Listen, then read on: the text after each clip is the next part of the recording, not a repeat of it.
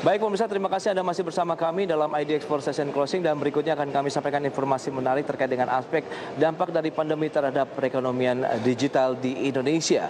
Ya, seperti kita ketahui bersama bahwa pandemi COVID ini telah memberikan dampak yang cukup signifikan terhadap perkembangan ekonomi digital di tanah air. Setidaknya dalam 4 aspek. Yang pertama, selengkapnya bisa Anda saksikan di layar televisi Anda. Ini terkait dengan penguatan financial technology, di mana penggunaan financial technology untuk pembayaran digital seperti OVO, GoPay, Dana, kemudian Link Aja sebagai alat transaksi meningkat hingga 100%.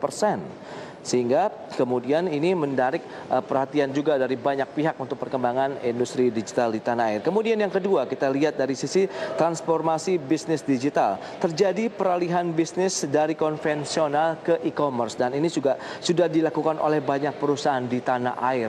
Terutama dengan perkembangan dunia digital dan ditambah lagi dengan adanya pandemi COVID-19 sehingga perkembangan dari bisnis digital di Indonesia bahkan di dunia pun semakin masif karena banyak sekali perusahaan-perusahaan yang sudah mulai beradaptasi dengan dunia digital. Mereka bertransformasi dari penggunaan mungkin aplikasi ataupun mekanisme secara konvensional semuanya beralih ke arah digital. Ini dia menjadi salah satu keunggulan karena pemanfaatannya menggunakan layanan internet yang sudah pasti adalah semuanya lebih tepat, begitu lebih cepat. Kemudian kesalahan-kesalahan yang biasa terjadi pada saat metode konvensional diterapkan bisa diminimalisasi pada saat kita menggunakan aplikasi secara digital. Itu dia dari transformasi bisnis digital dan penguatan financial teknologi yang terus berkembang di tanah air kaitannya dengan dampak pandemi terhadap perkembangan dunia ataupun ekonomi digital di Indonesia. Kemudian kita lihat dari sisi perkembangan e-commerce. Penguatan e-commerce ini terjadi karena adanya peningkatan penggunaan e-commerce dan download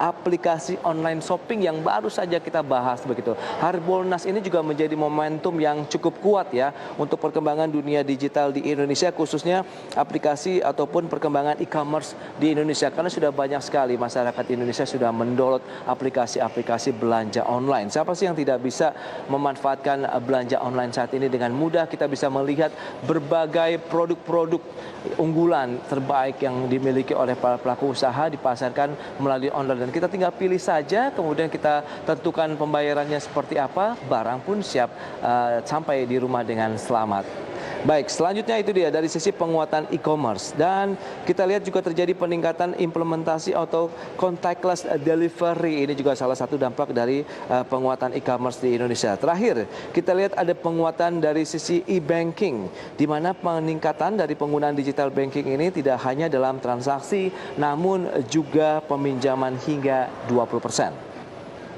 Hal ini disebabkan maraknya dompet digital yang menyediakan layanan pay later untuk memudahkan dan mendorong aktivitas belanja online. Jadi memang banyak sekali manfaat dan juga keunggulan-keunggulan yang dirasakan tidak hanya oleh para pelaku usaha, bahkan masyarakat sebagai end user pun bisa merasakan manfaat yang cukup baik ya dari penggunaan layanan digital ini. Tadi sudah 4 hal yang sudah kita sampaikan. Yang pertama tadi dari sisi penguatan financial teknologi, transformasi bisnis digital, kemudian ada penguatan e-commerce dan juga e-banking. Semuanya mengalami pertumbuhan yang positif di sepanjang tahun 2020 apalagi dengan adanya pandemi COVID-19 di Indonesia.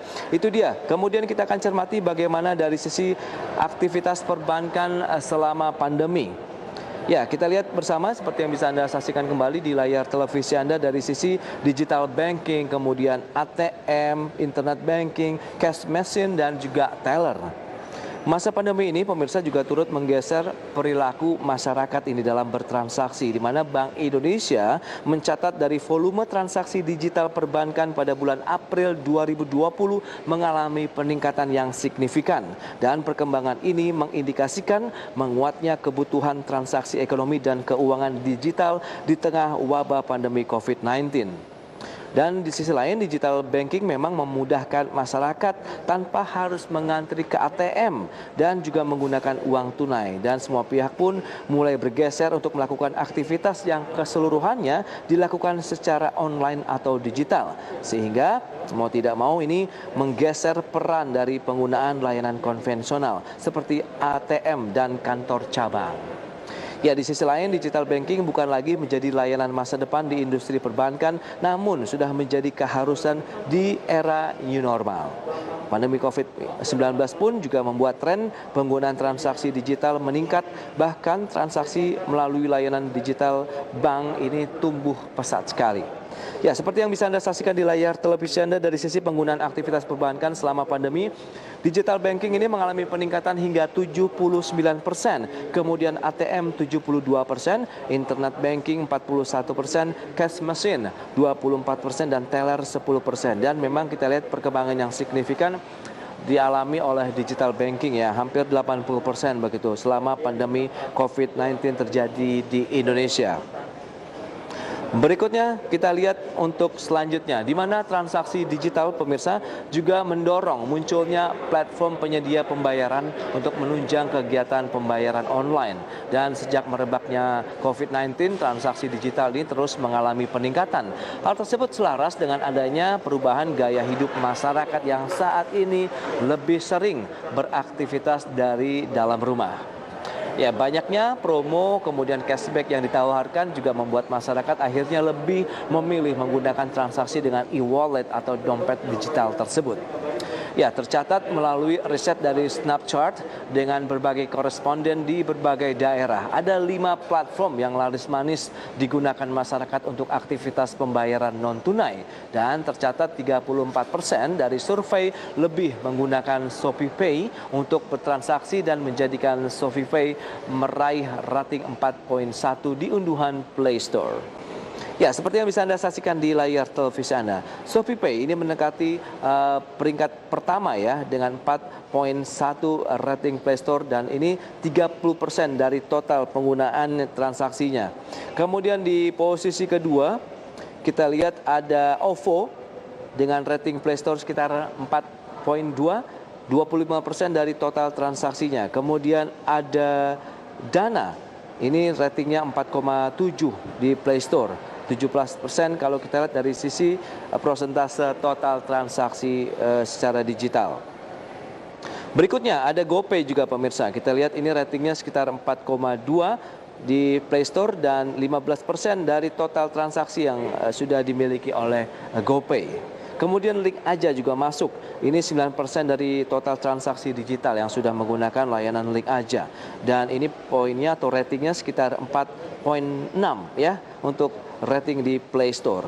Itu dia beberapa hal yang menarik dicermati ya terkait dengan bahwa pemanfaatan dunia digital pun juga akhirnya menguntungkan dari platform-platform penyedia pembayaran secara digital. Baik, berikutnya pemirsa, tidak hanya masyarakat perkembangan belanja di era digital juga diterapkan oleh pemerintah, di mana Indonesia Corruption Watch atau ICW mengelompokkan sejumlah aktivitas digital yang dilakukan oleh pemerintah pusat.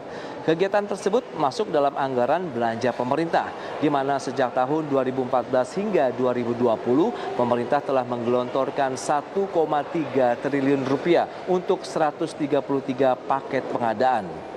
ICW menemukan pemanfaatan media sosial merupakan paket pengadaan terbanyak dan jumlahnya mencapai 68 paket yang menghabiskan 1,2 triliun rupiah. Kemudian selanjutnya penggunaan jasa influencer atau key opinion leaders yang tercatat dalam 40 paket pengadaan dan aktivitas tersebut memiliki nilai 90,5 miliar rupiah.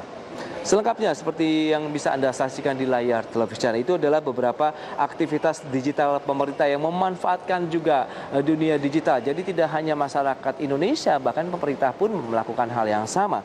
Memang yang terbesar masih menggunakan media sosial ini. Dana yang sudah digelontorkan atau disalurkan sekitar 1,2 triliun.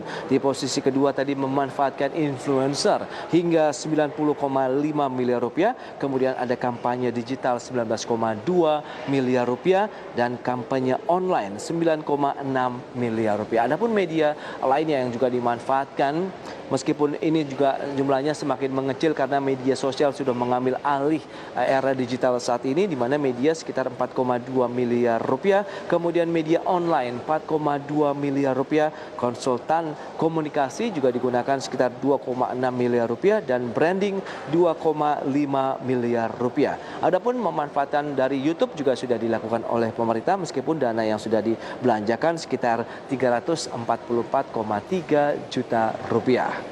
Itu dia update dari belanja aktivitas digital pemerintah kaitannya dengan perkembangan dunia digital di Indonesia. Dan ini juga kita akan lihat sejauh mana pemanfaatan ini bisa memberikan dampak yang signifikan untuk dunia digital di Indonesia, pemirsa. Ya, pemirsa, jangan beranjak dari tempat Anda karena di segmen berikutnya kami masih akan hadirkan informasi menarik lainnya terkait dengan IDX Entertainment sesaat lagi.